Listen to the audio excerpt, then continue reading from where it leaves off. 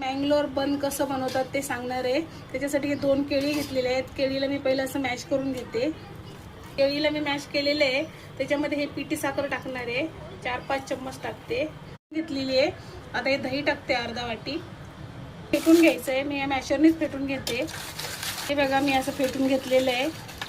दही टाकल्यामुळे त्याला मस्त जाळी पण येणार। हे खायचा गोड सोडा आहे, एकदाच फेटून घ्यायचं। चवीनुसार मीठ टाकायचं, तुम्ही किती पीठ घेताय ह्या अंदाजाने मीठ टाकायचं। हे असं क्रश करून थोडासा जिरा टाकायचा, एकदा फेटून घ्यायचं। ह्याच्यामध्ये ह्या मिश्रणमध्ये जेवढा मैदा बसेल तेवढा मैदा टाकायचा। टाकलेलं आहे, आता याला मी मिक्स करून घेते। आपण जसं पुरणपोळीसाठी मळतो त्या पद्धतीचंच आहे आणि थोडंसं ना तेल टाकायचं वरती। तेल टाकून परत मळून घ्यायचं। ह्याच्यामध्ये पाणी वगैरे टाकलेलं नाहीये, हे तेल लावून मळून झालेलं आहे। आता ह्याला मी कमीत कमी 3 ते 4 तास ठेवणार आहे। डब्बा घ्यायचा आणि त्याच्यामध्ये ठेवून ह्याला कव्हर करून ठेवून द्यायचं। ओल्या कपड्याने करा, नाही तर किंवा असं झाकून ठेवलं तरी चालेल। हे असं कव्हर करून ठेवून द्यायचं। माझ्या पिठाला झाले 4 तास झाले मळून। हे बघा कसं मस्त फुललेलं आहे। आता आपण बनवायला घेऊया। तर थोडासा गोळा काढून घेतलेला आहे आणि थोडंसं असं मैदा ह्याला लावता कोलपाट्याला लावलेलं आहे। असं ठेवायचं आणि थोडंसं हळूहळू हाताने असं लाटून घ्यायचं याला। आणि खूप पातळ नाही, एकदम असं कचोरीला जसं बनवतो त्या पद्धतीनं बनवून घ्यायचं। तेल गरम झालं का बघायचं, असं ना असं छोटासा पिठाचा गोळा टाकून बघायचा।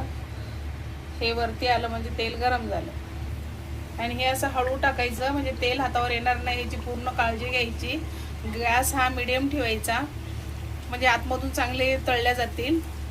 असं आलटी पलटी करत तळायचं आणि गॅस थोडा स्लोच राहू द्यायचा, फास्ट केलं तर जळून जाईल।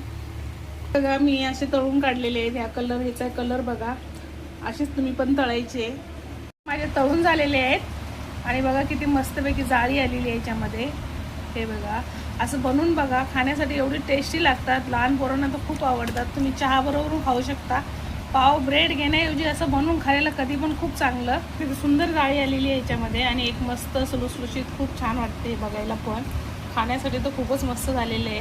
करून बघा माझी रेसिपी, आवडली तर लाईक करा, शेअर करा। कमी झालेले आहेत हे, खरं तर चहा बरोबर पण खूप मस्त लागतात आणि हे असेच जर तुम्ही शेंगदाण्याच्या चटणी बरोबर जर खालात ना तरी पण खूप मस्त वाटतात। असं बघा तुम्ही करून, अशी जाळी येते ना, असं वाटतं आपण ना गोड ब्रेड वाटते, पूर्ण जाळी जाळी आहे आणि चहा बरोबर खाऊन बघा काय भारी लागतात।